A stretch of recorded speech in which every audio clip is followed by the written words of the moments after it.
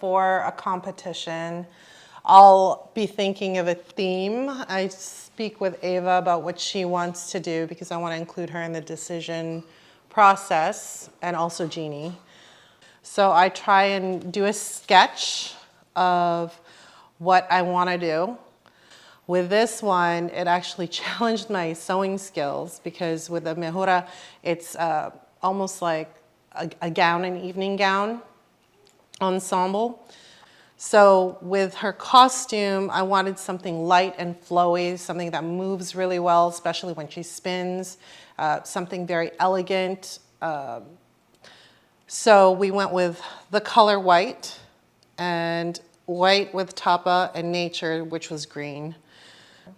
On her costume, we worked a lot with brown more, which signifies the roots of the tree, and how things are evolving now. People are, getting into the times, they're more modern, they're losing touch with their culture. The song by Teiva talks about how, yes, grow, but stay rooted in your culture and grow with it. So that's what we wanted to do with her costume.